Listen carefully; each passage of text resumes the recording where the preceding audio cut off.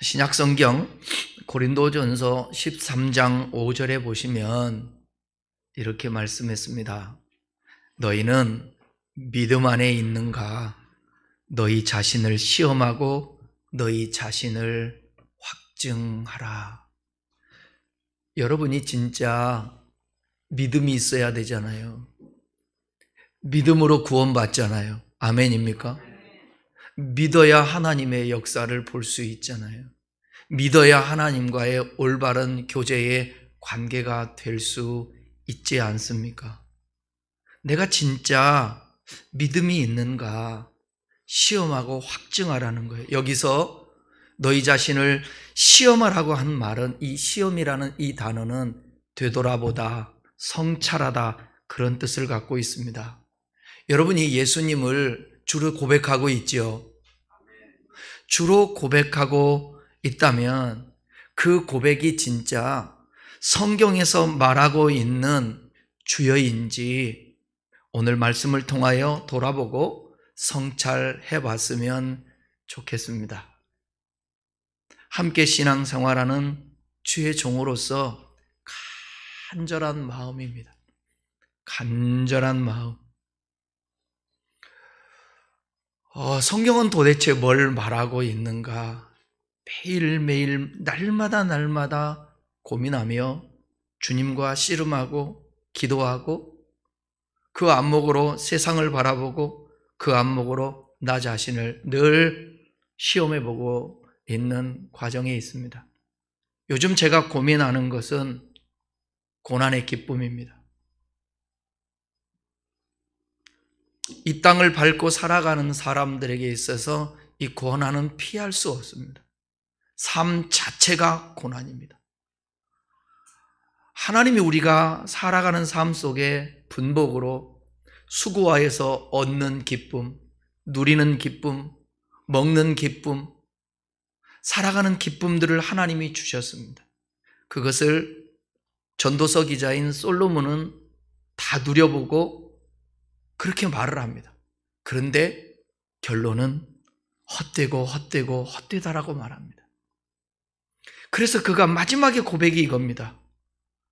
우리 사람이 이 세상에 존재하는 본분은 뭐냐? 여호와를 경외하고 그의 계명을 지키는 것이다. 그러니까 누리는 것도 좋고 복받아서 살아가고 인정받고 칭찬받고 세상에서 그렇게 살아가는 것도 중요하지만 가장 중요한 것은 여호와를 경외하고 그 계명을 지키며 그 안에서 주님과 함께 살아가는 것이 복이라는 것입니다. 그러다 보면 이 세상은 하나님이 말씀하시는 것과 너무 다르게 세상이 돌아가고 있지 않습니까?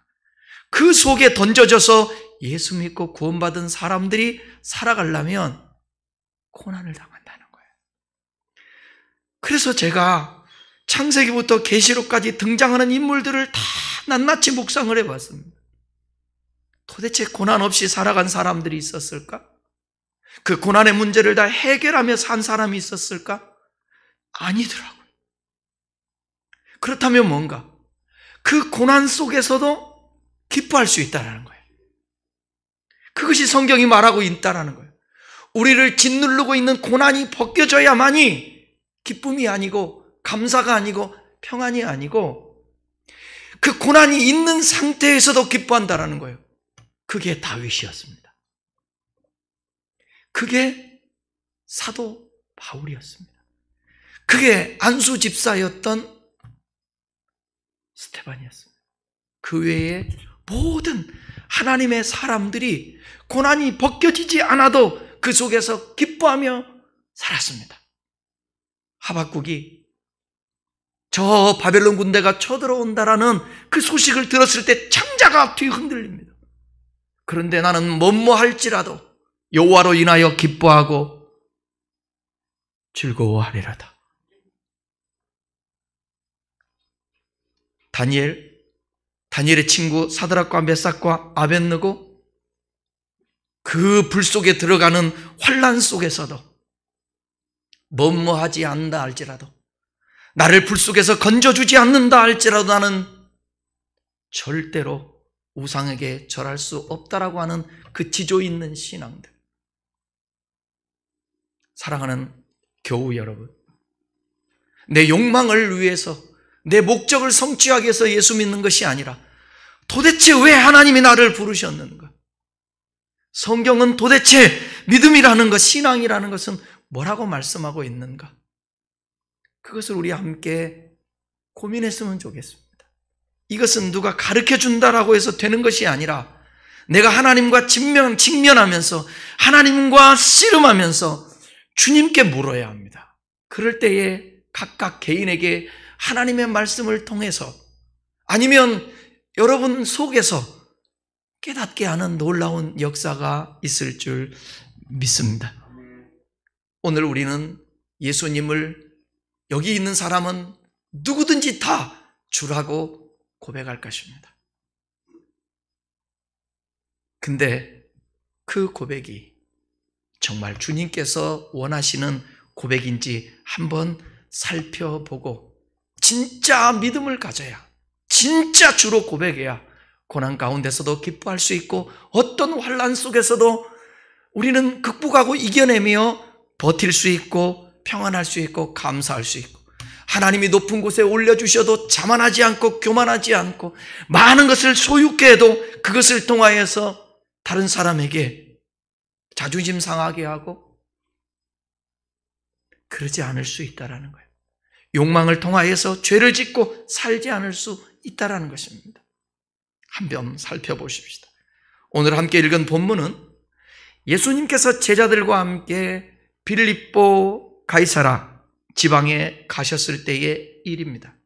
예수님은 그곳에서 사람들이 나를 누구라고 하더냐? 그 질문과 또 제자들인 너희는 나를 누구라 하느냐는 질문을 하시면서 대화를 하십니다. 특별히 빌립보 가이사라는 지역에서 예수님 자신이 야, 나를 누구나 하느냐라는 이 질문을 우리는 주목할 필요가 있습니다. 왜냐하면 이 빌립보 가이사라라는 곳은 갈릴리 바다 북쪽에 40km 정도 있는 곳인데 헤롯 빌립 2세가 로마 황제 디베르 가이사를 기념하기 위해서 자기 이름과 로마 황제 이름을 따서 세운 도시입니다. 그래서 옛날 개약 성경에서는 가이사라 빌립보 이렇게 번역도 했습니다. 당시에 로마 황제를 주라고 고백해야 하는 시대입니다. 그 당시에 주는 누구라고요? 로마 황제입니다. 황제를 기념하기 위해서 만든 도시, 황제의 숭배로 가득 차 있는 빌립보 가이사라에서 로마 황제가 주가 아니라 예수님이 주라고 하는 것을 드러내시기 위해서 그곳에서 의도적으로 예수님은 사람들이 나를 누구라 하냐고 질문했던 것입니다. 오늘날 아무 핍박이 없이 예수님을 주라고 고백하는 것은 쉽습니다. 그러나 목에 칼이 가까이 와 있는 장소에서 예수님을 주라고 고백하는 것은 쉽지 않습니다. 이슬람교에서 거기서 예수님을 주라고 우리가 고백하는 것 절대로 쉽지 않습니다. 예수 믿지 않는 사람들 무리 가운데 예수님이 나의 주라고 고백하는 것 쉽지 않습니다. 일상생활에서도 예수 믿는 것을 감추고 있는 시대 아닙니까? 직장에서, 집안끼리, 친구들끼리, 내가 발걸음 닿는 공간에서 예수 믿는 것을 감추지 않습니까? 그것은 둘 중에 하나 아니겠어요? 하나는 예수 믿는 것이 창피하든지 아니면 예수 믿고 살아가는데 내가 그 삶이 부끄러운 삶을 살든지. 그래서 예수님을 주로 고백할 수 없는. 그런데 여러분, 신앙의 출발은 예수님을 주로 고백하는 것에서부터 시작하는 것입니다. 이게 출발입니다. 예수님을 주로 고백하지 않으면 그리스도이나 말할 수 없습니다. 성도가 아닙니다. 하나님의 사람이 아닙니다. 그래서 로마서 10장, 바울이 로마교회에 보내는 편지에서 이렇게 말합니다. 로마서 10장 9절 10절을 우리 함께 읽어보겠습니다. 내가 만일 내 입으로 예수를 주로 시인하며, 어디에서 지금 고백해야 돼요? 로마에서. 또 하나님께서 그를 죽은 자 가운데서 살리신 것을 내 마음에 믿으면 구원을 받으리라. 사람이 마음으로 믿어 의에 이르고 입으로 시인하여 구원에 이르느니라. 누구든지 주의 이름을 부르는 자는 구원을 얻으리라. 어디에서? 로마에서. 황제가 주인, 황제가 우상인 그 곳에서입니다.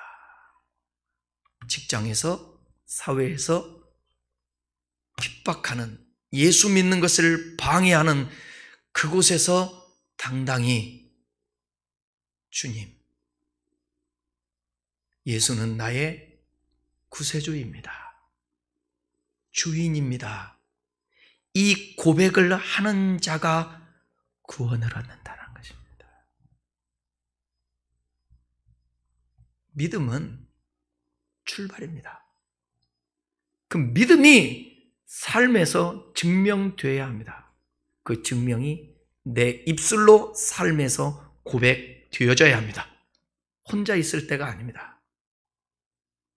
부대끼며 살아가는 삶의 현장에서 예수를 주로 고백해야 합니다. 그럴 때에 손해가 됩니다. 그럴 때에 창피를 당합니다. 그럴 때에 핍박을 당합니다. 불이익을 당한다니까요. 로마에서 황제가 주인데 그곳에서 예수님을 주로 부르는 것은 목숨을 건 고백입니다. 이런 고백이 있을 때 구원을 받을 수 있다고 성경은 말하고 있습니다. 그러니까 계시록에서 그 주라고 고백할 때 목베임을 당하죠. 그 죽는 자를 향해서 주 안에서 타협하며 로마의 통치 아래 그 권력 앞에 짐승의 표를 받으며 사는 것보다 목베임을 당하며 차라리 죽는 것이, 주 안에서 죽는 자는 복이 있나니 수고를 그치라 하시네. 마가복음 8장 27절로 29절에 있는 말씀을 다시 한번 우리 함께 읽어보겠습니다. 예수와 제자들이 빌립보 가이사라 여러 마을로 나가실새 길에서 제자들에게 물어 이르시되 사람들이 나를 누구느냐 하니, 제자들이 여짜와 이르되 세례 요한이라 하고 더러는 엘리야 더러는 선지자 중에 하나라 하나이다. 또 물으시되 너희는 나를 누구라 하느냐? 베드로가 대답하여 이르되 주는 그리스도이시니이다 하며, 예수님께서는 제자들에게 사람이 나를 누구라 하냐고 세상 돌아가는 여론을 물어보셨습니다. 그동안 제자들은 주님과 함께 거하면서 많은 사람들을 만날 수 있었고 그 속에 이야기를 진솔하게 주님께 전할 수 있었습니다. 사람들이 예수님을 세례 요한이라고 합니다. 예수님의 질문에 답을 하죠. 세례 요한은 예수님 당시에 최고의 존경받는 인물이었고 왕이나 당시에 가장 영향력을 가졌던 정치, 사회 지도자들도 그를 두려워할 만큼 그는 그 시대 최고의 인격자였고 신앙의 지도자였습니다. 그러니까 예수님을 가리켜 세례 요한이라고 한 것은, 비록 죽었지만 세례 요한은 그가 그 당시에 가장 영향력이 있었던 사람이었던 것처럼 예수님을 가리켜 사람들이 당신은 이 시대에 가장 영향력 있는 존경받는 사람들입니다 라는 평가를 해서 세례 요한이라고 했죠. 또 어떤 사람들은 예수님을 엘리야라고 그렇게 말합니다. 엘리야는 구약시대의 하나님의 종으로서 기적과 능력의 상징적인 하나님의 사람이었습니다. 그래서 예수님이 당시에 수많은 사람들을 고치시고 기적과 이적을 행했잖아요. 그러니까 예수님을 가리켜 시대의 기적과 능력의 사람이라고 생각했던 것입니다. 세 번째는 예수님을 선지자 중에 하나라고 그렇게 고백한다고 제자들이 예수님께 말했습니다. 모든 삶을 인도하고 지도하는 신앙적 목자. 왜냐하면 그가 예수님께서 내뱉는 그 말씀들이 선지자 같거든요. 그런 여론을 들으신 예수님께서는 아무 반응을 안 하시고 갑자기 치고 들어오는 것입니다. 제자들에게 이렇게 말씀합니다. 그러면 너희는 나를 누구라 하느냐? 그렇게 묻습니다. 주변에 있는 많은 사람들은 나를 세례 요한이다, 엘리야다, 선지자다 그렇게 말하는데, 그렇다면 너희는 나를 누구라고 하느냐? 이 질문에서 가장 중요한 부분이 너희들입니다. 왜냐하면 지금까지 예수님과 함께하며 말씀도 듣고 기사와 이적을 본 제자들이기 때문입니다. 이때 베드로가 나타나, 베드로가 앞장서 이렇게 말합니다. 주는 그리스도이십니다.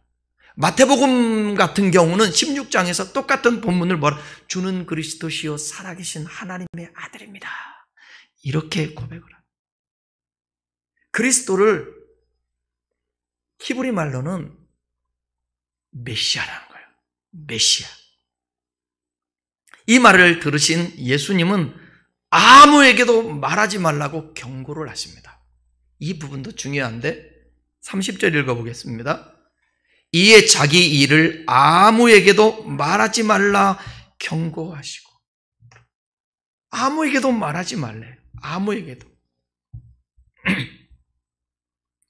이와 같은 예수님의 경고는 여전히 예수님을 정치적 메시아로 생각하고 있는 유대인들의 오해를 막고자 함이었습니다. 뿐만 아니라 베드로가 예수님에 대해서 주는 그리스도라고 고백은 하였지만 아직 메시아에 대한 이해가 불완전하기 때문에 제자들이 메시아관을 오해하여 왜곡된 메시아상을 전파할 수 있는 가능성을 막고자 하였습니다. 갓 초신자에게 예수님에 대해서 알지 못하는데 어떤 사람에게 예수님을 소개하는데 오해하게 소개시키는 거예요. 이와 같이 베드로든 그 당시의 사람들이든 메시아에 대한 이해가 아직 불충분한 것입니다. 예수님을 그리스도라고 고백을 했는데 예수님은 그 고백했던 베드로에게 사탄아 물러가라 이렇게 하십니다. 그러니까 아시겠죠?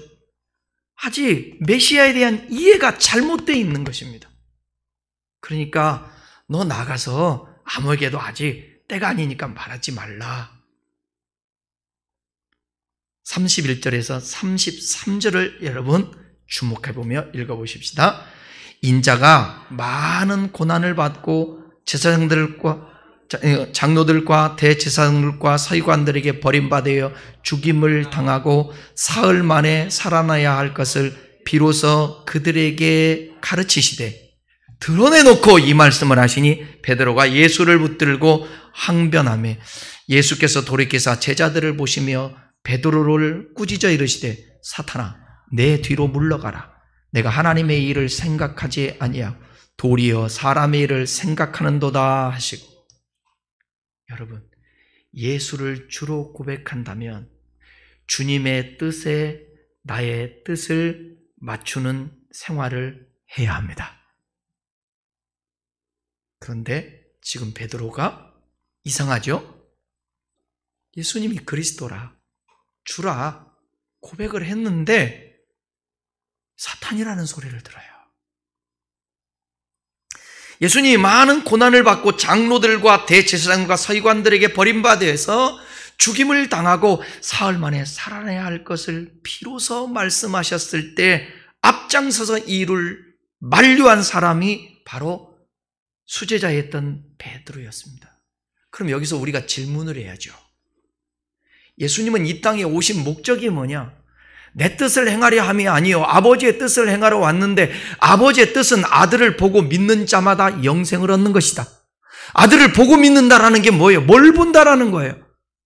요한복음의 3장에서 말씀한 것처럼 광야에서 노뱀이 들린 것처럼 인자도 이와 같이 들려야 하리니 누구든지 저를 보는 자마다 예수님이 들려야 하는 거예요. 그런데 예수님은 이 길을 가야 하는데 베드로가 만류를 합니다. 그러니까 하나님의 뜻을 아직 베드로 모르고 있는 거예요. 여기서 우리는 베드로가 갖고 있었던 주님에 대한 이해와 주님이 원하시는 이해가 달랐음을 알 수 있습니다. 잘 들어보세요. 베드로는 원수를 물리치고 정복하고 승리하는 주님을 생각하고 있었던 반면에 예수님은 고난받는 구세주, 하나님의 뜻을 행하는 자신을 생각했습니다. 성경을 보면 베드로뿐 아니라 모든 제자들이 정복자이신 주님을 생각하면서 따르고 있었음을 알 수 있습니다. 예수님이 예루살렘에 올라가시면 로마 정권을 완전히 물리치시고 새로운 정부를 세우실 것이고 자기들은 정부의 요직을 맡을 것이라고 기대하였습니다. 그래서 여러분, 요한이든 야고보 이 형제를 그 어머니가 이렇게 말하잖아요. 예수님이 왕자리에 오를 때에 하나는 우편에 하나는 좌편에 세워주십시오. 예수님을 통해서 한 자리를 하고 출세를 하겠다는 나름대로의 목표와 생각을 갖고 주님을 따르고 있는데 갑자기 예수님이 죽으신다라는 말씀을 하니까 자신의 목표와 꿈이 무너져 내리는 것입니다. 그러니 그렇게 되어서는 안 된다라고 만류할 수밖에 없었습니다. 우리도 그렇지 않나요?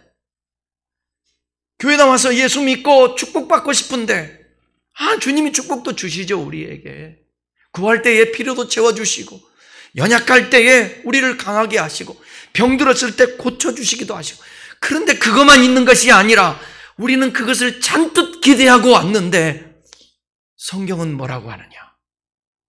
나를 따르려거든 자기를 부인하고 십자가를 지러. 여기 베드로가 예수를 붙들고 항변했다.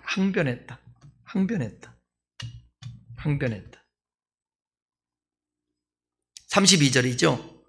드러냈고 이 말씀을 하시니 베드로가 예수를 붙들고 항변하매. 제가 그 주석을 보니까 이게 붙들고라는 이 단어는, 이 뜻은 조용히 예수님을 불러 한적한 곳에서 예수님께 항변한 거예요.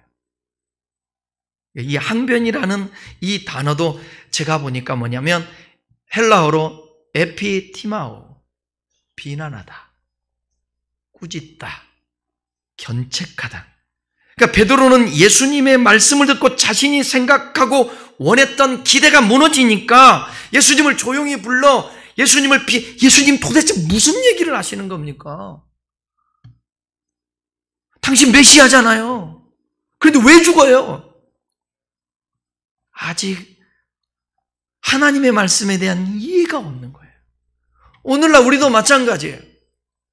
구약 성경을 제대로 이해하지 못하면, 신약 성경을 제대로 이해하지 못하면 우리의 신앙도 하나님과 우리가 이해가 차이가 있을 수 있는 거예요. 그러니까 예수님이 오셔서 우리 누가복음 강해하는데 수요일 날 강해하잖아요. 계속해서 부딪혀요. 논쟁을 해요. 어쩔 때는 의도적으로 근데 그들은 종교 지도자들이에요. 그들은 성경을 아는 자들이에요. 그들은 하나님을 믿는 자들이에요. 그런데 예수님이 왔는데 예수님이 메시아인 것을 알아차리지를 못해요. 그건 무슨 얘기예요? 구약 성경은 내게 대해서 증거한다고 요한복음에서 얘기하고 있는데 그 구약 성경이 증거하고 있는 그 예수가 약속대로 이 땅에 오셨는데 그 예수를 알아차리를 못했다는 것은 구약 성경을 제대로 이해하지 못했다라는 거죠. 그렇다면 저와 여러분도 성경에 대한 이해를 잘 못하게 된다면 안내를 잘 받아야 돼요. 내가 늘 얘기하잖아요. 그래서 주의 종들을 위해서, 가르치는 자들을 위해서 기도해야 된다고. 저는 끊임없이 잘못 배운 것은 수정하고 계속해서 인풋을 합니다. 계속해서 연구를 합니다. 내가 잘못 알고 있어. 배운 것이 그거니까 잘못 배운 것은 수정해야 되지 않겠어요? 성경을 제대로, 저의 목적은 대단한 영향력을 끼쳐서, 옛날에는 그랬지만, 그거보다 더 중요한 것은 하나님이 뭐라고 도대체 말씀하고 있고, 어떻게 믿는 것이 진짜 믿는 것이고, 어떤 신앙생활이 진실된 신앙생활이고, 하나님이 기뻐하고 마지막 주 앞에 섰을 때에, 야, 너 잘했다. 너 진짜 믿었다. 그 소리 듣는 게 더 중요하지 않을까? 그 고민입니다. 어떻게 메시아신 예수님을 견책을 합니까? 어떻게 비난을 합니까? 꾸짖어요. 도대체 예수님 도대체 무슨 말씀을 하시냐고. 우리도 때때로 베드로와 같이 내 목표와 꿈이 이루기 위해서 주님을 따랐는데 그 목적이 이루어지지 않을 때, 왜냐고 하며 우리도 불평하고 주님 앞에 따질 때 있지 않습니까? 예수님을 자신의 목적과 축복받기 원하고 피로를 채우기 위해서 주로 고백한다면 아직 미숙하거나 아직 잘못된 믿음을 가지고 있다는 거죠. 예수님께서는 자신이 인류 구원을 위하여 반드시 걸어가야 하는 고난의 십자가 길을 가지 못하도록 거칠게 대드는 사탄의 조정을 받고 있는 베드로를 향하여서 이렇게 외치잖아요. 사탄아, 내 뒤로 물러가라. 기억하셔야 합니다. 예수님을 주로 고백했던 베드로가 사단의 조종을 받는 사람이 되었다는 거. 아직 미숙하니까, 아직 욕망으로 고백하니까, 하나님의 일을 생각지 아니하고 사람의 일만 생각한 자를 결코 용납할 수 없었던 주님이십니다. 성도들 역시 하나님이 원하시는 그리스도인의 길을 가려고 할 때 그 길을 가로막는 세력을 만나면 예수님처럼 단호하게 뿌리치며 꾸짖어야 합니다. 사탄아, 내 뒤로 물러가라. 예수님께서는 자신을 진실로 주로 고백한다면 너의 삶의 현장에서, 아니 의식부터가, 마음으로부터가 자기를 부인하고 십자가를 지고 따라야 한다고 말하고 있습니다. 그러니까 여러분, 제자들이 생각했던 그리스도인의 길과 예수님이 생각했던 그리스도인의 길이 다르죠, 지금. 이거를 우리 빨리 좁혀야 하는 것입니다. 빨리 전도시켜야 하는 것입니다. 내가 원했던 그리스도인의 길, 축복, 이거 빨리 바꿔야 돼요. 하나님이 원하시는 그 길. 그래야 우리의 삶에 누구도 빼앗을 수 없는 감격, 감사, 평안, 기쁨이 우리 안에 내재될 수 있는 것입니다. 그것이 내재될 때에 좌로나 우로나 치우치지 않고 이희일비하지 않고 잘 박힌 목과 같이 굳건한 믿음으로 이 세상을 살아갈 수 있고 예수 그리스도를 드러내며 영향력 있게 살아낼 수 있게 되는 것입니다. 예수님이 이렇게 말씀하십니다. 34절, 무리와 제자들을 불러 이르시되 누구든지 나를 따라오려거든 자기를 부인하고 자기 십자가를 지고 나를 따를 것이니라. 누구든지예요. 누구든지. 그 당시에는 제자만 있지 않았어요. 많은 사람이 있었어요. 누구든지, 제자뿐만이 누구든지 나를 따라오려거든 자기를 부인하고 자기 십자가를 지고 나를 따를 것이다.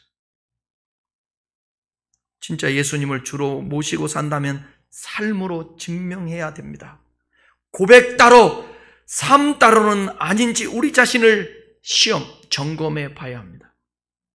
누가복음 5장 11절은 이렇게 제자들을 예수님이 불렀을 때에 제자들이 이렇게 주님을 따라요. 5장 11절 한번 보겠습니다. 같이요. 그들이 배들을 육지에 대고 모든 것을 버려두고 예수를 따르니라. 고기 잡고 있었던 제자들, 너는 나를 따르라. 사람을 낚는 어부가 되게 하리라. 그랬더니 그 말씀 듣고 여기 육지에 배를 대고 모든 것을 버려두고 예수를 따랐다. 모든 것을 버렸어요. 그런데 이 버리고 예수님을 따랐던 이 동기가 뭘까? 오늘 본문을 보면 약간의 의심이 들지 않아요? 진짜 예수님이 좋아서? 진짜 예수님이 메시아인 것을 알아서 그렇게 해서 쫓았을까? 여러분, 버려두고 출발했지만 이것은 제자의 삶의 시작일 뿐입니다. 시작이에요. 아브라함의 믿음을 얘기할 때에 아브라함이 12장, 창세기 12장 본토 친척 아비짐을 이거는 완전한 믿음이 아닙니다. 시작입니다. 그 완성은 창세기 22장 아들을 바칠 때에 비로소 주님께서 인정하는 믿음인 거예요. 그러니까 누가복음 5장에서 배도 버리고 모든 것을 버리고 예수님을 쫓았을 때 이 출발이에요. 출발. 시작이에요. 제자로서의. 이거 중요해요. 그러나 아직 과정에 있는 것입니다. 만들어져 가고 있는 것이에요. 본문에서 베드로의 모습을 보면 아직 미숙한 제자로서 세워져 가는 과정이 있는데 베드로에게 기복주의, 성공주의가 공존했던 것입니다. 이 마음에. 우리도 예수님을 쫓을 때에 여러분, 그분이 나의 구원자요, 나의 생명이시요, 나의 전부라고 고백하지만 우리 안에 그분을 통한 기복, 그분을 통한 성공, 그분을 통한 축복, 그게 공존하고 있지 않습니까? 복을 구하는 게 잘못이 아닙니다. 하나님으로 인해서 성공하는 것 잘못된 게 아닙니다. 그러나 하나님을 이용해서 나를 하나님의 뜻을 맞춰서 하나님이 나를 성공하게 만들고 나를 축복되게 만들어야지. 그분을 이용해서 내 중심이 나고 주라고 고백하며 내가 성공하기 위해서 기도를 하고 예배를 하고 신앙생활을 한다면 하나님이 말씀하고 있는 것과 이해가 다르다는 것입니다.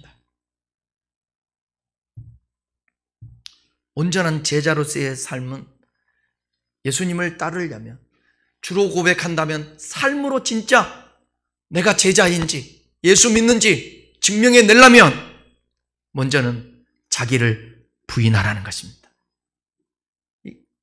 이건 기독교 메시지 중에 가장 핵심이 되는 메시지입니다. 자기 부인과 십자가 지는 것. 그게 예수님을 따르는 그리스도인의 삶이니까.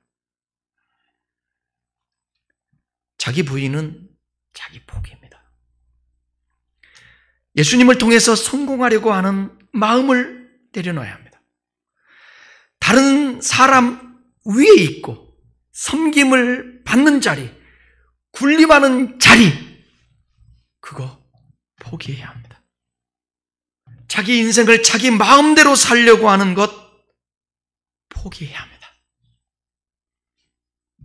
자기 욕망 부인해야 합니다.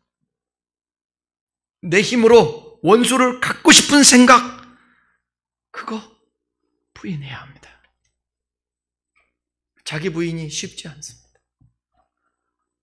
하나님이 주신 지정의의 자유를 가지고 자기를 부인하는 것 쉽지 않습니다.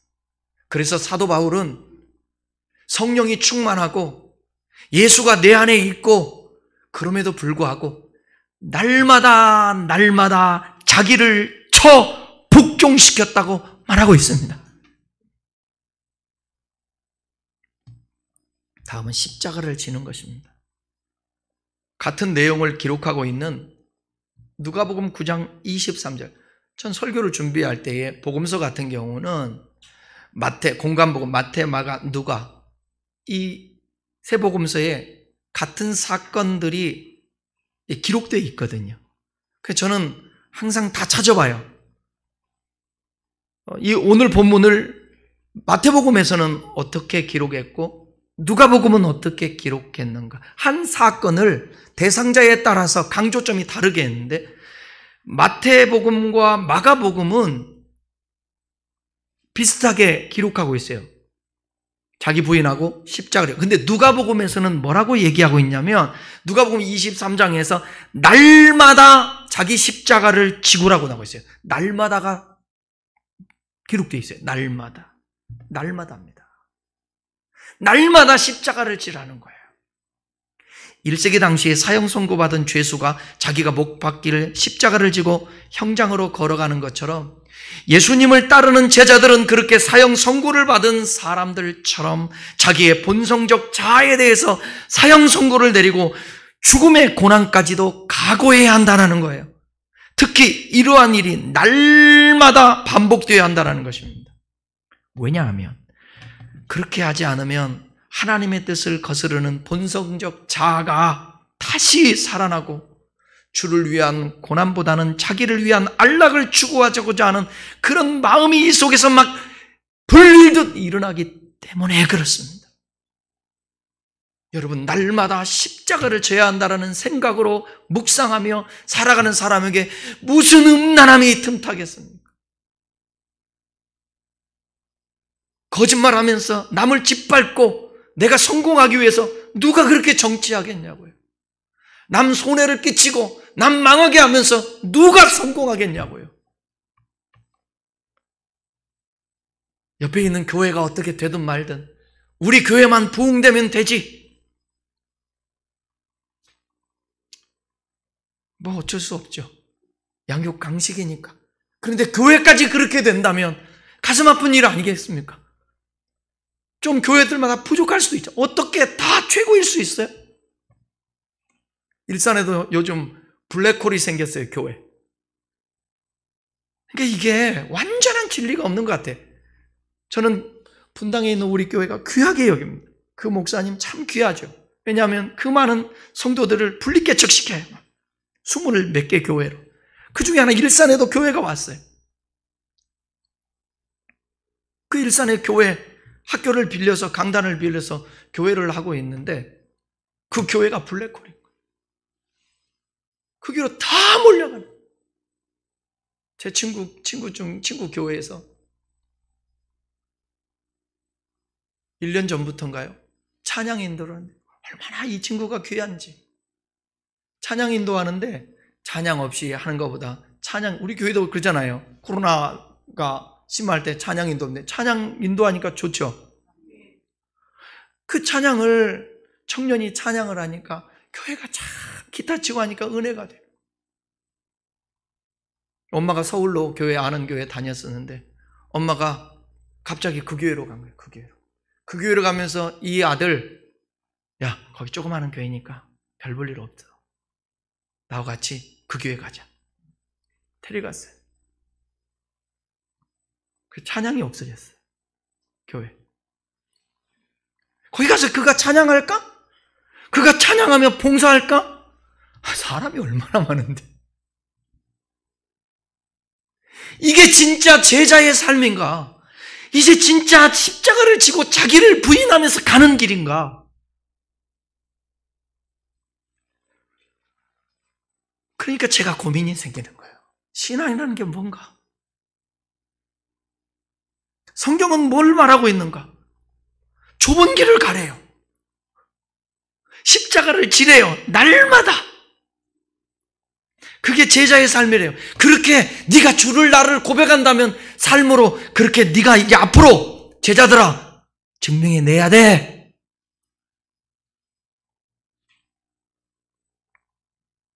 예수님께서 우리에게 지워진 십자가는 우리의 실수로 인하여 당하는 오해, 자신의 더 나은 미래를 설계하기 위해서 겪는 고난, 그런 것들이 아니에요. 예수님께서 우리에게 십자가를 지라는 그 명령하실 때는 그분이 온 인류를 위하여 자신을 내어준 것처럼 우리 역시 자기가 아닌 이웃을 위하여 나아가서는 자신의 존재를 위협하는 원수까지도 품어야 한다는 것을 말씀하고 있는 것입니다. 그런 삶을 살아내는 그리스도인이 이 땅에 있다면 하나님의 나라가 임하게 되죠. 그 하나님의 나라가 임하게 되면 의와 희락과 평강이 있게 되는 거죠. 많은 것을 소유하며 부강한 나라가 되고 잘 사는 가정이 되고, 그렇다고 해서 교회가 성도가 많다고 해서 거기에 의가 있고 기쁨이 있고 평강이 있는 것이 아니라는 거예요.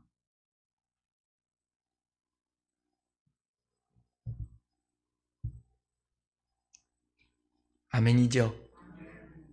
안 되지만 그걸 알고 우리가 달려가야 되지 않을까. 베드로가 그렇게 예수님을 책망하면서 그러면 안 된다라고 얘기했다고 해서 예수님이 사탄아 물러가라 했지만 버리지 않습니다. 왜냐하면 과정이니까. 가르치고 있는 과정이니까. 저와 여러분도 지금 배우는 과정, 알아가고 있는 과정, 주님을 알기 위해서 연애하고 있는 과정이라고 생각해요. 그러나 클라이막스에는 우리가 십자가를 져야 되는 것입니다. 35절 읽겠습니다. 누구든지 자기 목숨을 구원하고자 하는 잃을 것이요, 누구든지 나와 복음을 위하여 자기 목숨을 잃으면 구원하리라. 우리는 목숨을 구원코자 믿어요. 근데 예수님 말씀해요. 목숨을 잃으라고, 그러면 구원받는다고. 36절 37절 사람이 만일 온 천하를 얻고도 자기 목숨을 잃으면 무엇이 유익하리요? 사람이 무엇으로 자기 목숨을 바꾸겠는가? 여러분이 진짜 목숨을 사랑한다면, 그렇다면 예수님은 말하는 거예요. 뭐라고요? 자기 목숨을 잃으라고, 죽으라고, 그러면 산다고. 이게 하나님의 역사, 메커니즘입니다. 예수 그리스도가 십자가에서 죽고 그것으로 끝난 것이 아니라 다시 살아요. 우리도 마찬가지입니다. 나는 부활이요 생명이니 나를 믿는 자는 죽어도 살겠고, 죽어도 사는 것입니다. 그래서 여러분, 내 자아를 내려놓고 자아를 죽이게 되면, 내 목숨을 내려놓을 정도로 나를 죽이게 되면 살게 되는 역사가 있는 것입니다. 이 온 천하보다도 귀한 이 영혼을 살리기 위해서는 뭐냐? 자기 부인하고 십자가를 지라는 거예요. 38절입니다.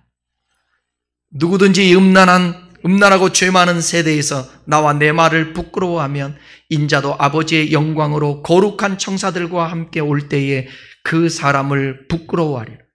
마지막 때 우리 예수님은 심판주로 이 땅에 오십니다. 그리고 우리가 주님이 오시기 전에 우리가 주님 앞에 서게 되면 주님 앞에 심판을 받게 될 것입니다. 모든 사람을 각 사람의 행위대로 선악간에 심판하다고 고린도후서 5장 10절은 말합니다. 그때 예수님을 따르기 위해 날마다 자기를 부인하고 자기 십자가를 졌던 사람은 영광과 칭찬을 얻게 됐습니다. 그러나 이 음란하고 죄 많은 세대에서 똑같이 욕망을 따라 음란과 죄를 쫓으면서 살았던 그 사람들,